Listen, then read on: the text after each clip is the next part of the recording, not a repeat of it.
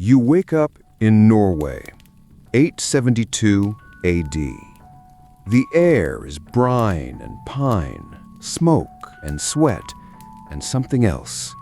Fermented fish. Your nose wrinkles before your eyes even open.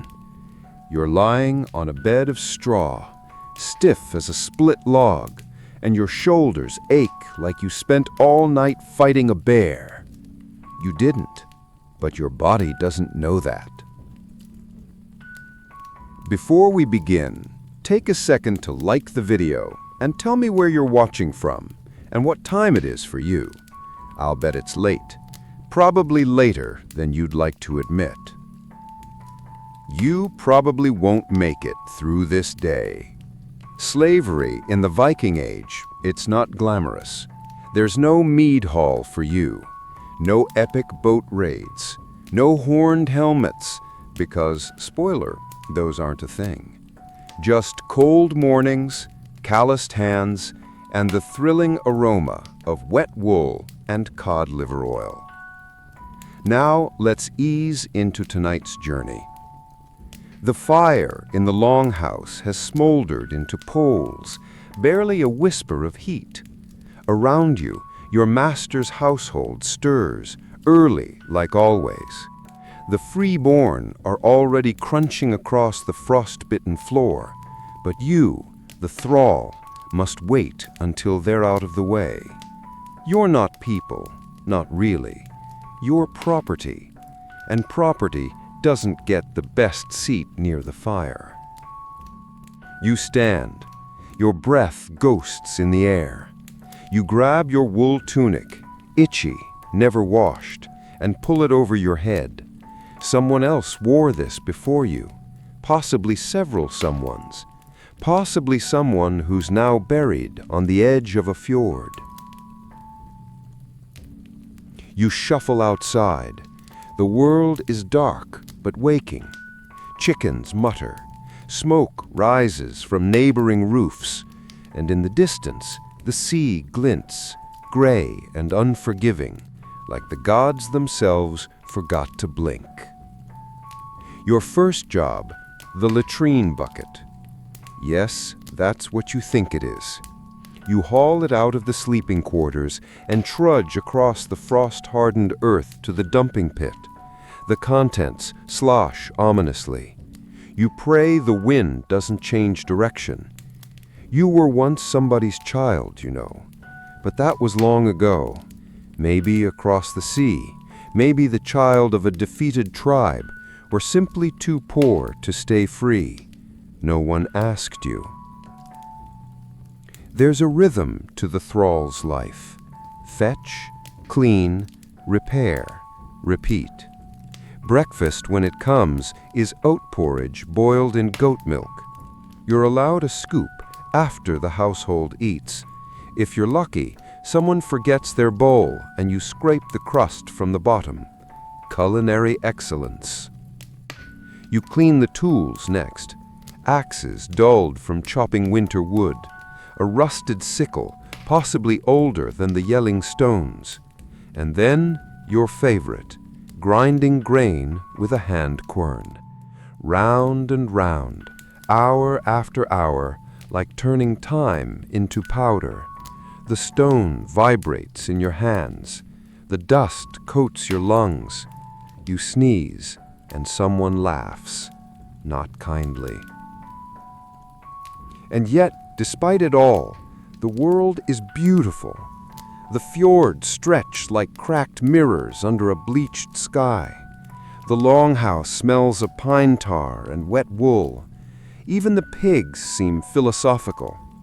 You lean against a fence post and steal a second, just a second, to breathe.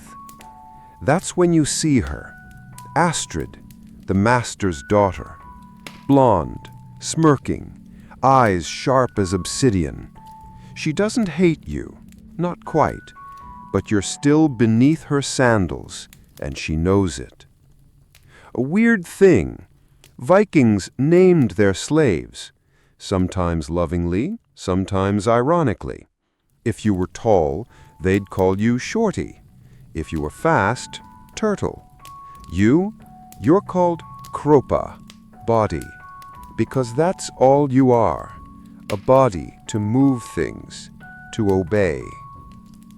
Historians still debate whether slaves could own property. Some say yes, small things, a knife, a comb, maybe even a coin hidden in the floorboards. Others say no, not unless your master allowed it. Either way, you don't have anything, just a sore back and a 1,000-yard stare. By midday, the sun pretends to shine. You're sent to the river, linen to wash. It's freezing. The current bites your fingers and turns your knuckles red. The soap is made from ashes and animal fat.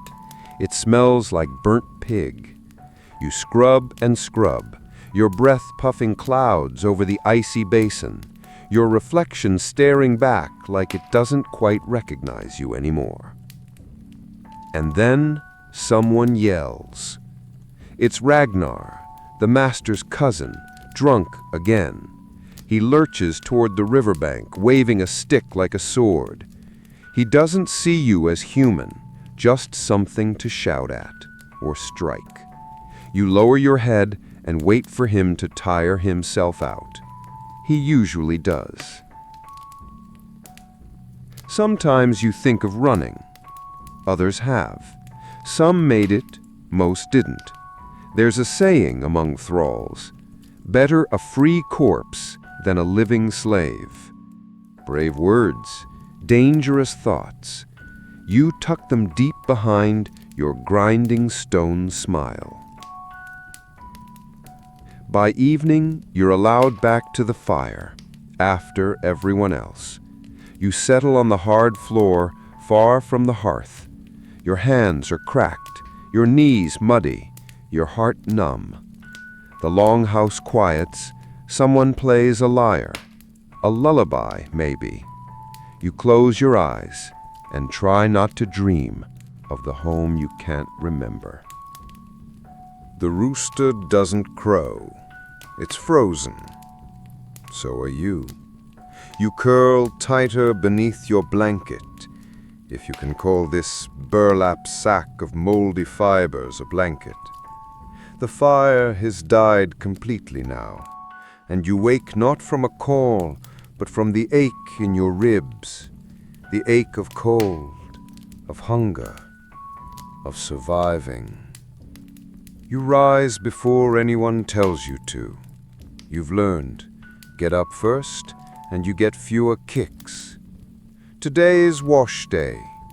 The linen from the master's family has piled up, mud, blood, from pigs or people you don't ask, bits of food crusted like barnacles. You carry the load on your back to the stream. Again, always the stream. But the stream is low. Spring hasn't thawed fully yet, and the snowmelt hasn't come down from the mountains. The water you manage to scoop is brown, sleepy, almost resentful. You understand. Your fingers go numb within minutes. You dunk the tunics, scrub with a stone, rinse, wring, repeat. 1 sock down, 20 more to go. You sing to yourself, quietly, a song from childhood, or maybe one you made up. No one here speaks your language anymore. That's the first thing slavery takes, your words. As you work, a cart rolls by on the upper path. A free man drives it. He whistles. The cart is full of hay and a sheep with one eye. The sheep looks at you like it knows, like it's been here longer than you. Maybe it has. Your shirt has soaked. You shiver, but you don't stop. A strange thing. Some Vikings believed washing clothes too often made you weak, which might explain their legendary aroma. But for you, filth is not a choice, it's assigned. You are the remover of mess, the wiper of feet, the sponge. Historians still debate whether thralls could buy their freedom. Some did, through trade or favor. Others were freed in wills. But many died right here on this path to the stream, their names forgotten, buried with the trash. You imagine yours carved into stone, but even your imagination is tired. Back at the longhouse, something has gone missing. A boon needle carved with runes. The mistress accuses the cook. The cook accuses the stable boy. Eventually, all eyes turn to you. You don't speak. You shake your head. Doesn't matter. You're flogged anyway. Not hard, just enough to remind you. You return to work with a welt rising under your sleeve. Another meal missed, but you don't count them anymore. You count the sunrises instead. You're fixing a roof? Because nothing says fun Viking slave day like balancing on a ladder made of tied-together sticks while clutching a bundle of soggy thatch. The wind is sharp, impatient. Your fingers are cold again, always cold, and the thatch smells like old swamp. You climb anyway, because they told you to. Above, the roof line stretches like a crooked spine. You wedge your knees into place, shove straw into the gaps, and press it down with a clubbed paddle. It's not elegant work, but then again, neither is your life. The sun rises lazily over the fjord. A gull screams. Below, the pigs are having a moment, fighting over a beet. That's the morning entertainment.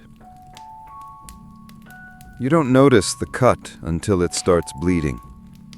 Just a slip of the hand, straw slicing into your palm like a paper-thin knife. Red seeps across your skin. You suck in your breath, glance around. You're not allowed to bleed on the roof. Not because they care about you, because it stains. You wipe your hand on your tunic. The stain joins dozens of others.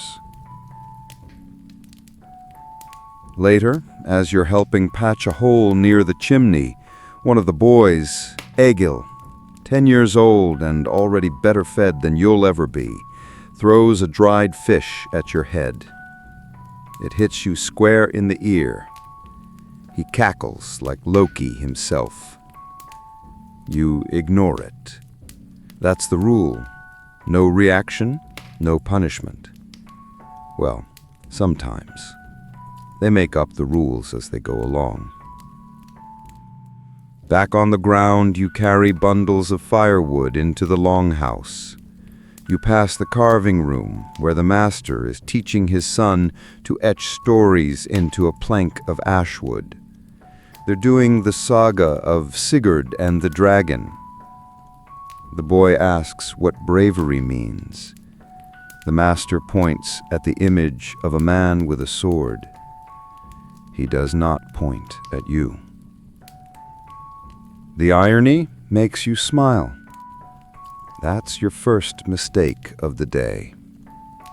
Why are you smiling? The master's voice cuts through the smoky air. You freeze. You didn't mean to. It was barely a twitch. Still, you lower your head. Do you enjoy this work? You don't answer.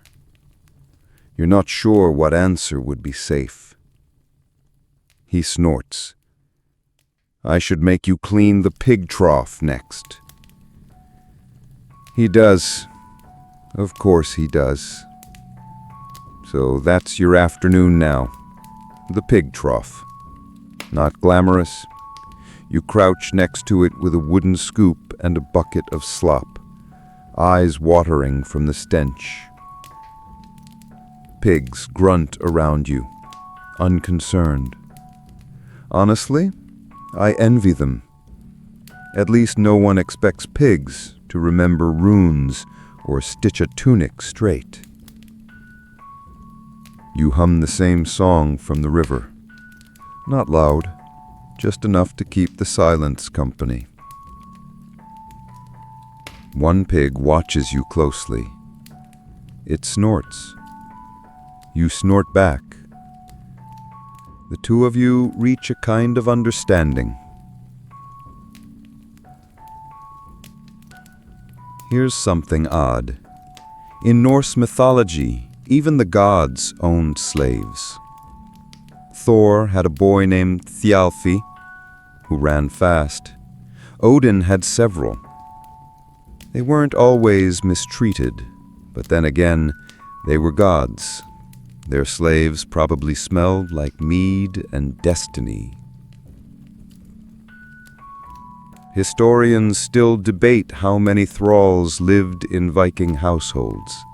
Some say just a few. Others, whole crews, especially in richer homes. It depended on trade, war spoils, and who'd lost a bet in Ireland that year. The master's son passes by again. Egil, still chewing that fish like its treasure, sticks out his tongue at you. You consider responding. You don't. That's your second smart choice today. Evening arrives, heavy and slow. You sit outside briefly, firewood stacked, hands aching, nose stuffed with pig memory. Across the field, a funeral boat burns on the fjord. Someone important died. Someone free. The flames reflect in the water like a second sun drowning. You wonder, when you die, will anyone light a fire for you? Or will you just vanish, like smoke in a drafty longhouse? You don't get too long to wonder. Astrid finds you and tells you the master's cloak needs mending. She throws it at your chest. It's a beautiful thing. Dark wool trimmed with squirrel fur, embroidered with golden thread. You've never worn anything so fine. You run your fingers over the fabric, just once, before getting to work. She doesn't leave. She sits on a stool nearby, pretending to weave, but mostly watching you. You're quiet, she says. You nod. That's the safest answer. Where are you from? She asks next. You pause. Not because you don't remember, though that memory is soft now, like a leaf worn thin, but because no one's asked in years. Ireland, you say slowly, or close. She nods. My father took you during that raid, didn't he? You nod again. There's no point lying. You were smaller then. Yes. Silence. A long one. A cold one.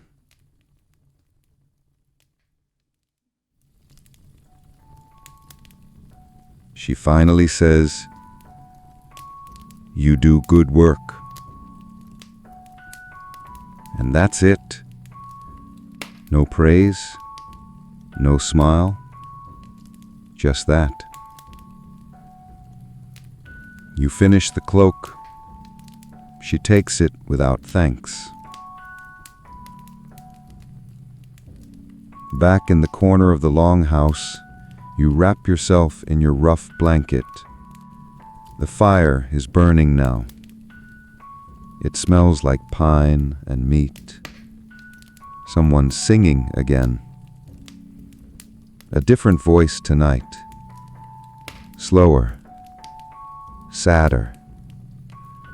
The kind of song that tastes like salt water and memory. You stare at the rafters until your eyes blur. You think of a name. Not yours. The one they gave you. Kruppa. Just a body. But inside this body something still breathes, still remembers, still waits. And somewhere, far across the sea, the stars look the same. You're woken by coughing, not yours. The old woman next to the hearth, Gudrun, one of the master's mother's slaves, is wheezing again. It rattles in her throat like stones in a clay bowl. She's survived 5 winters, longer than anyone expected. They say she used to be a healer. Now she mostly smells like sour milk and mutters to herself. You help her sit up. She doesn't thank you. She spits on the floor and points toward the fire. Her way of saying, "Feed me." It's still dark out. It's always dark out. The longhouse stirs slowly this morning. Maybe the master's family is hungover from the funeral feast. You weren't invited, of course. You only cleaned the tables, scrubbed the vomit, and collected half-eaten bones like they were precious jewels. You take Gudrun's bowl and ladle in some porridge. It's more water than oats. She gums it without a word. Her eyes are yellowed, tired, but sharp. "You dream last night?" she asks, between chews. You hesitate, then nod. "Don't," she says. "Dreams make you stupid." Another lesson from a woman whose skin looks like tree bark and whose voice has turned to gravel. You like her. After feeding her, you begin your real work, collecting dung. Yes, today is dung day. All the livestock stalls need clearing. The cows have been generous, the pigs, overachievers. You haul a wooden shovel, your dignity, and a bucket. The smell? Indescribable. But here goes. Imagine wet wool mixed with onion and betrayal. You shovel slowly, methodically. You don't rush. No one rushes through dung. The floor of the stall is slippery, coated in layers of the past. You hum again. A different tune. It helps. A weird thing about Vikings, they used animal dung as fuel, pressed into patties, dried, stacked, and stored like firewood. It burns longer than you'd think. That's your afternoon chore, forming little cakes of cow crap and setting them to dry. Sometimes you imagine opening a bakery. Kruppa's famous fire cakes. You'd sell them with a smile and a side of existential crisis. Historians still debate whether Viking slaves formed communities among themselves. Some evidence suggests they did. Shared songs, whispered languages, a glance that meant we survived this together. Others believe each slave kept to their silence. Safer that way. Fewer names to mourn. You finish the stalls, you're rewarded with silence. Then someone calls your name, loudly. Astrid again. Of course. Come, she says, not unkindly. We're weaving today. That's unusual. You don't usually get pulled into the main room, especially not for textile work. That's women's work. Not that your dignity has a gender at this point. You follow her inside. The hearth is warm. Wool hangs in bundles, dyed with herbs and boiled moss. The colors are earthy, green, brown, a red made from crushed insects. Everything smells of lanolin and smoke.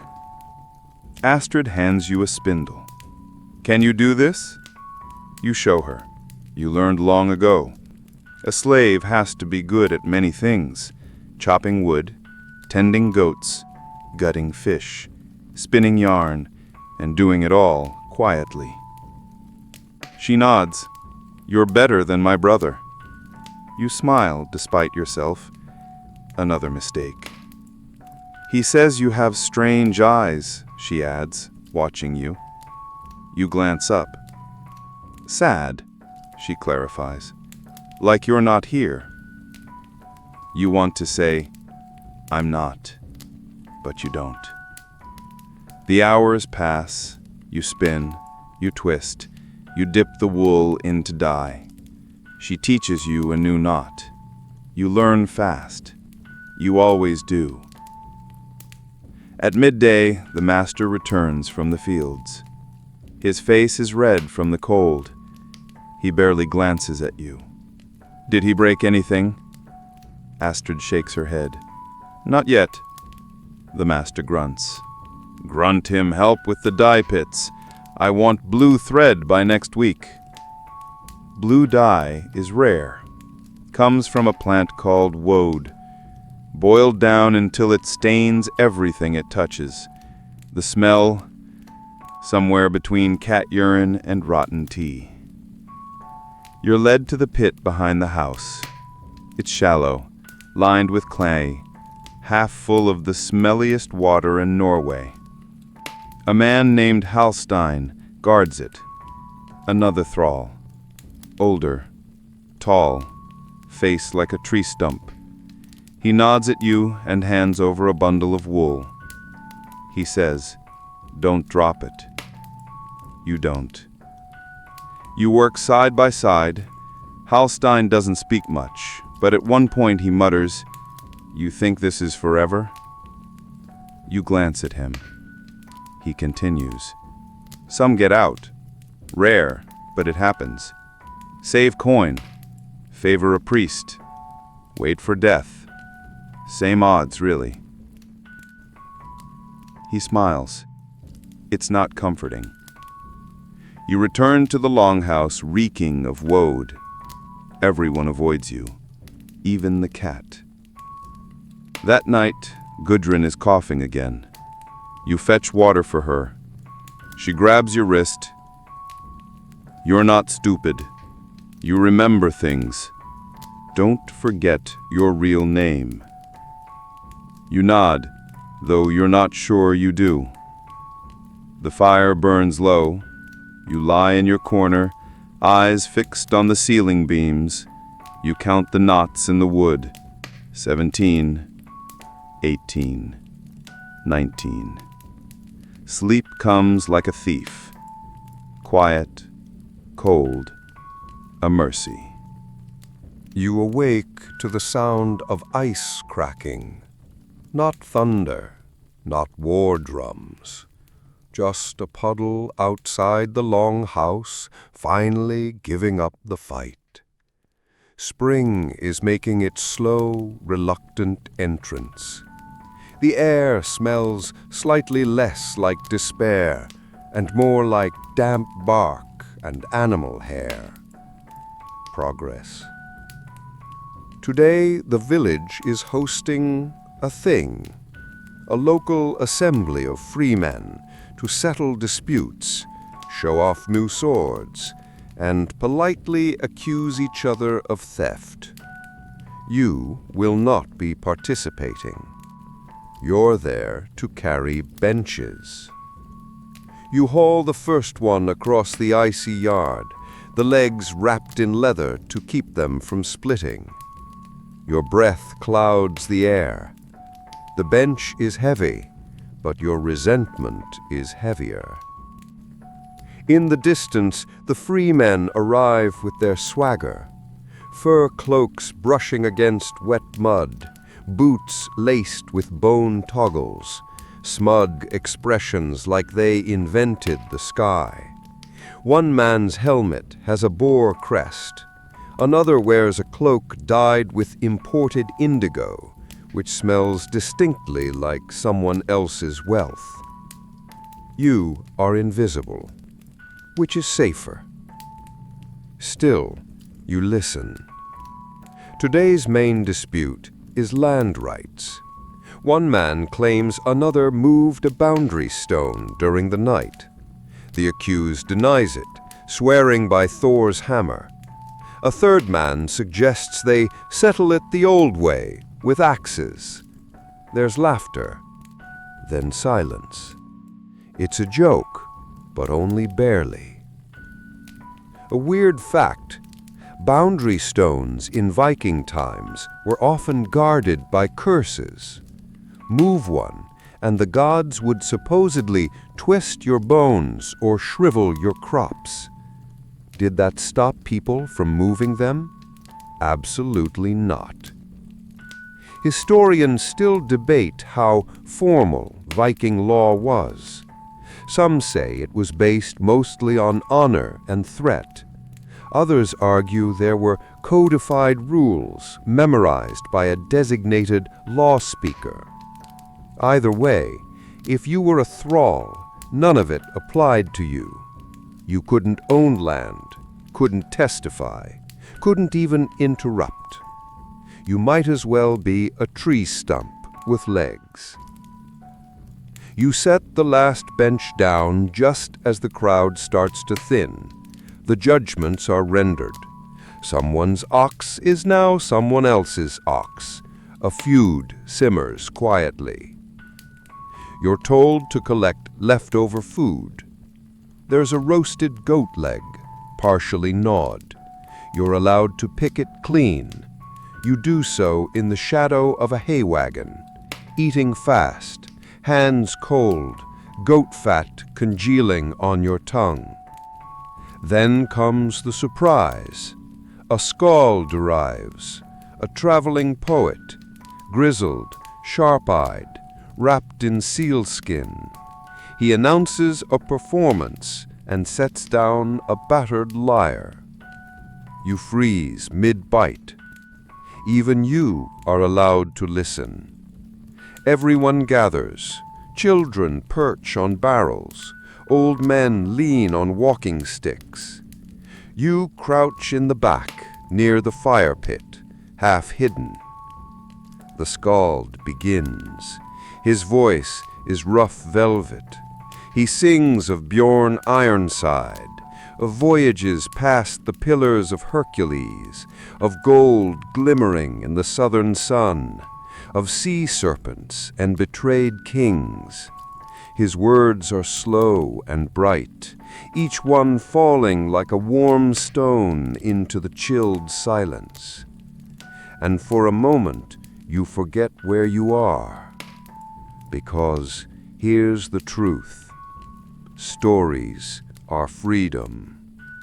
Even when your wrists are raw, even when your name isn't yours, even when your whole world smells like goat, you are still listening. You are still imagining. Astrid sees you from across the crowd. She doesn't interrupt. She doesn't scoff. Just watches you, watching. Later, after the crowd disperses, she passes by and says, "I didn't know you liked stories." You don't answer. What would you say? Stories are the only things that don't rot? Instead, you say, "He was good." She nods. "He's staying the night." You help clear the space for him in the longhouse, a seat by the fire, real fur under his knees. You watch as he sharpens his quill. He catches your gaze. He says, "You've heard many sagas?" You shrug. "Enough." He studies you. "You should." You should. That night, lying beneath your damp blanket, you whisper to yourself, "In the days of frost and fire, Kropa, the body, had a name." You don't finish the sentence, but it's the first one you've spoken in your own story. You wake later than usual. That's your first warning. The second is the sound of shouting. By the time you stumble outside, barefoot, blinking, heart already pounding, half the village is gathered near the ox barn. Someone's goat is missing, a prized one, white with black ears in an ugly temperament, vanished in the night. And now, suspicion drips like rain. The master is already shouting, "If one of you saw anything, speak!" You don't. You didn't. But silence has a smell, and you reek of it. They line up the thralls, 6 of you. You, Holston, Gudrun dragged out Pofing, 2 boys from the stables, and an old woman who's nearly blind. A fine parade of suspects. The master walks the line, eyes narrowed, hands on hips. "It's always you people, like rats, stealing, snaking." You've heard it before, 100 times, never gets better. Then he stops in front of you. "You were late this morning." You say nothing. He gestures to one of his sons. "Check his things." You almost laugh. Your things consist of a blanket, a broken wooden spoon, and a small bone comb with one missing tooth. The son kicks through the straw, lifts a plank in the floor, finds nothing. Still, the master doesn't look satisfied. "Strip," he says. It's not a question. You obey, tunic off, arms out, feet bare, every part of you exposed to the cold and their judgment. They find nothing, of course, but that's not the point. The point is to remind you what you are. Property. Eventually, the goat is found. It had wandered into the woods and gotten itself stuck in a bramble patch. They bring it back with great fanfare. It's bleeding, furious, and entirely uninterested in justice. The master laughs it off. "Well, at least now we know." No apology, no reinstatement of dignity, just a dismissal. You dress again, slowly, carefully, each movement folded over silence. Here's a weird fact. Viking goats were often named and treated like family members. Some even appear in inheritance records. You, on the other hand, are not in anyone's will. Historians still debate whether thralls could testify in court. In theory, possibly. In practice, only when it was convenient. You return to your chores. No one speaks to you. Not even Astrid. Back in the barn, you muck hay in silence. The goat, your accuser, watches you through half-lidded eyes. You narrow yours back. You have a new task this afternoon, making rope from hemp fibers soaked and pounded until they stink like old shoes and pond water. You twist, pull, braid. It takes hours to make even a meter, but it's important. Vikings valued good rope almost as much as weapons. After all, a boat sinks without it. Your hands cramp. You don't complain. Hallstein passes you on his way to the smokehouse. "You are right," he asks, not stopping. You nod. That's enough. Later, Gudrun touches your sleeve. "It was never about the goat," she whispers. "They saw you listening yesterday. Stories wake things up. Dangerous things." You want to laugh or cry, but mostly you just feel tired. At dusk, you carry water from the well. The pail sloshes. Your arm burns. A child runs past you, nearly knocks you over. No apology. You steady yourself on a wooden post and breathe. The sky is bruising, purple fading into indigo. A single bird cuts across the horizon, flapping like it's late for something important. You wish you were that bird. Back inside, the skald has left. In his place, nothing. Just the fire, low and crackling, and the smell of boiled roots. You settle into your corner. Astrid walks past you, hesitates, then drops something in your lap. A folded piece of cloth. You unfold it. It's your tunic, washed, stitched at the shoulder. You run your thumb along the seam. You look up, but she's already gone. So you sit there, tunic in hand, fire warming your knees, throat tight with something like almost hope. And in the quiet, you whisper the second sentence of your saga. Kropa remembered to breathe. You wake to sunlight. Actual, golden, honest sunlight. It spills across the longhouse floor like someone upended a cup of honey. For a moment, you forget where you are. Then your back reminds you. It's planting day.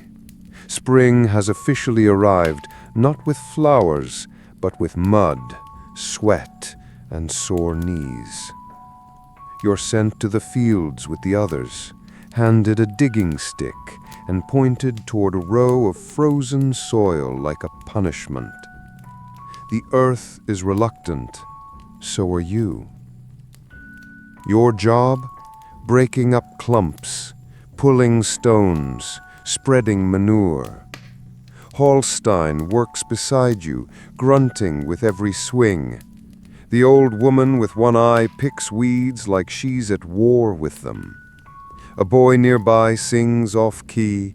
It's a bad song. You like it. Someone whistles, a tune from the coastlands. It makes you think of salt spray and wide boats.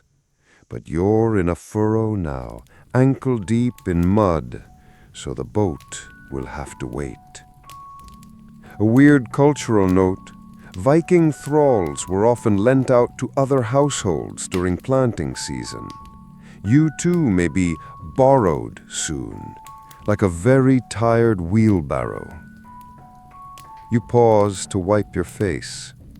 Astrid passes by on horseback, her cloak snapping like a sail. She doesn't look at you, but the hem of her dress is stitched with the same thread you spun last week. You dig faster. At midday, there's a break. The sun sits high. You sit low, knees pulled to your chest. Gudrun hands you a crust of bread, half-eaten, half-blessed by goat saliva, still better than yesterday's porridge. You work like a freeman, she says. You glance up. That's not praise, she adds, chewing slowly. They'll notice. She's right.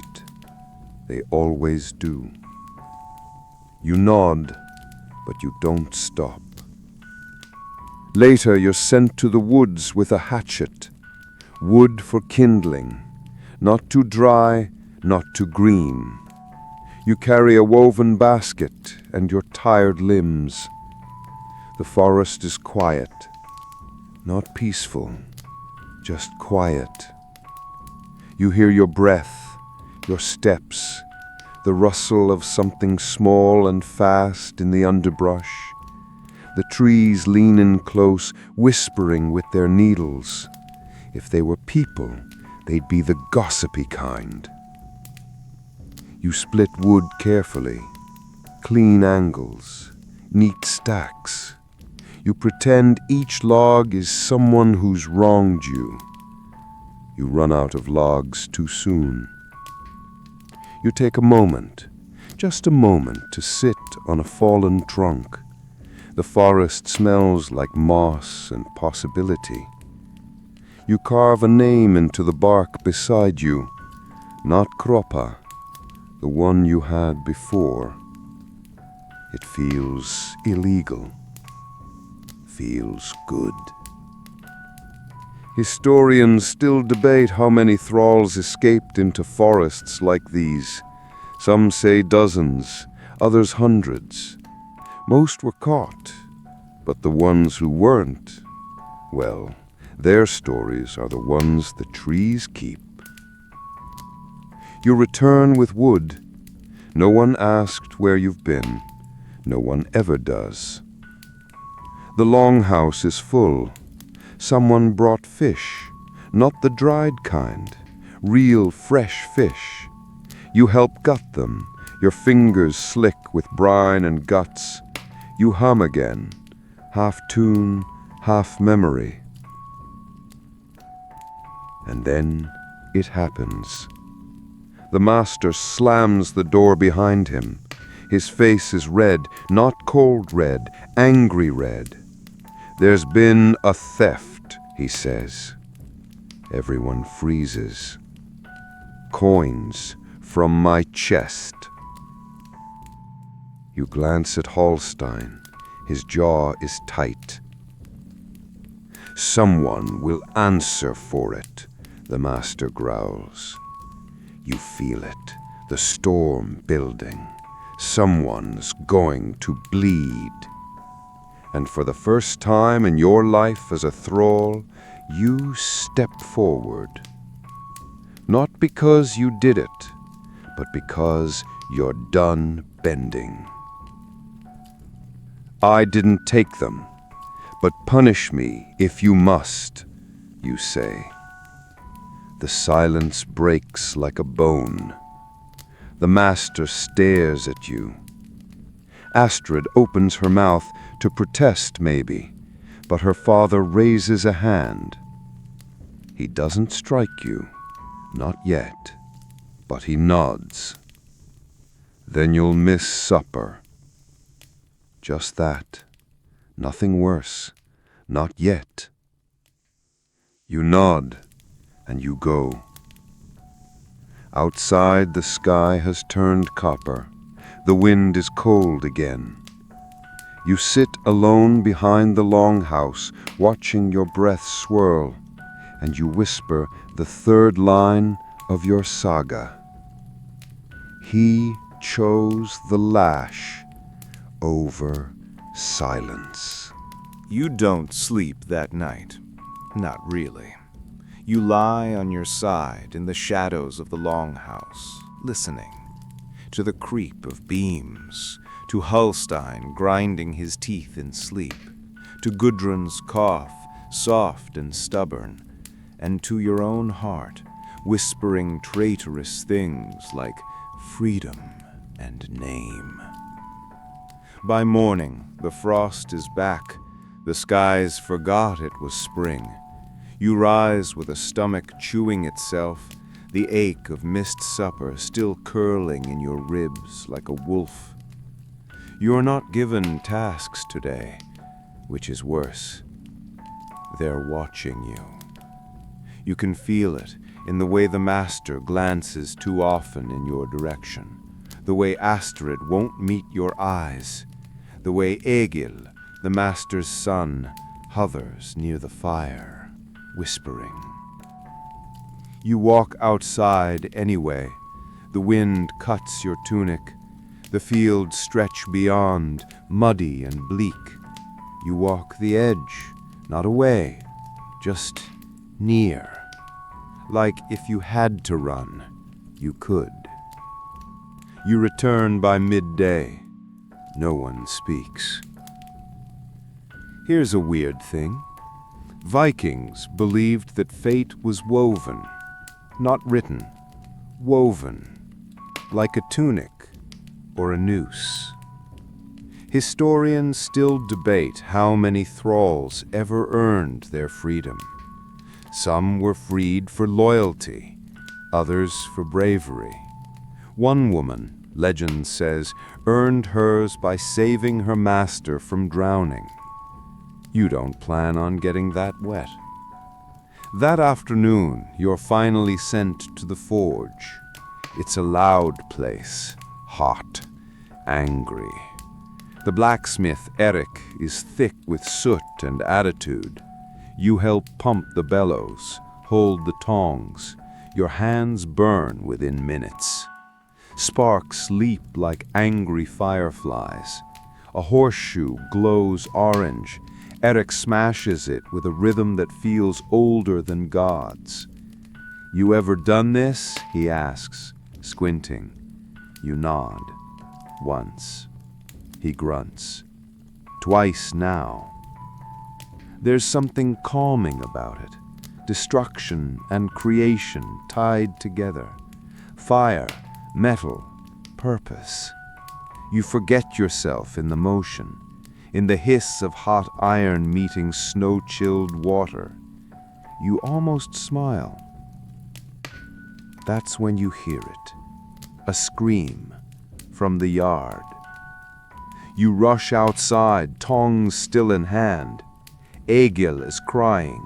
He's fallen from the hayloft, leg twisted beneath him like bent driftwood, blood already darkening his pants.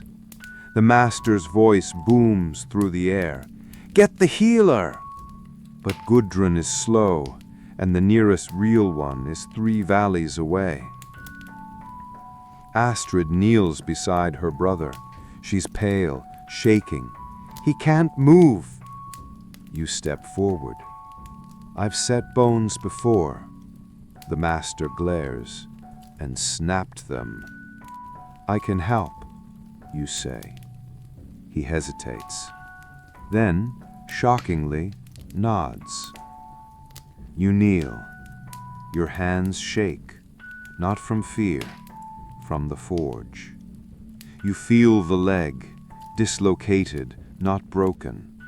You murmur, not to him, not to anyone, but to yourself. Then, quick, pop. Egil screams, then sighs. You bind it with a strip of your own tunic. He's pale but alive. The yard is silent. Astrid stares at you. Something behind her eyes shifts. The master says nothing. He just walks away. That night you're given meat in your stew. Meat. Not much, but enough to taste like possibility. You eat slowly. Gudrun nods at your bowl. Good work. You nod back.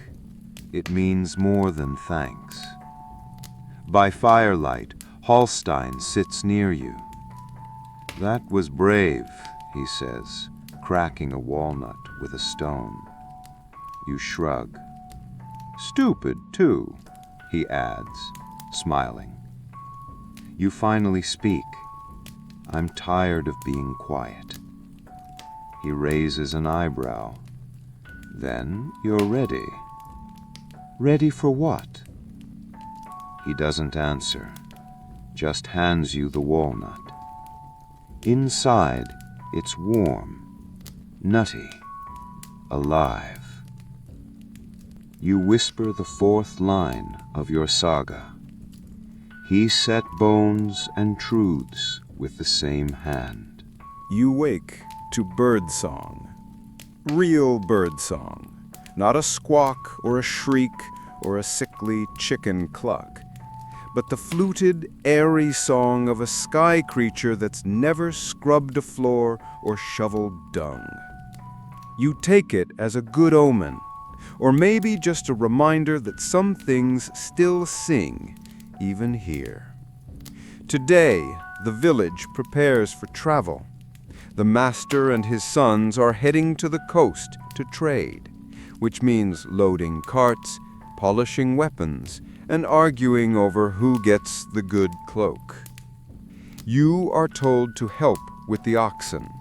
You walk beside the carts, securing ropes and bundles. The smell of fish oil, leather, and spring mud wraps around you like a curse. You catch Astrid watching, not the way she used to. This is different. Calculating. Quietly. Soft. After the last cart is tied, she pulls you aside. Her voice is low. You saved Egil. My father won't say it, but he won't forget. You nod. You don't know what else to do. She hesitates, then presses something into your hand. A small coin. Silver. Dented. Warm from her palm. Hide it, she says, and don't be stupid with it. You stare. You've never held silver before. You expected it to feel magical. It feels like metal. Here's the strange thing. Viking thralls sometimes did earn coins for extra labor, for skilled tasks, for saving ungrateful little boys from hayloft doom. It was rare, but not impossible.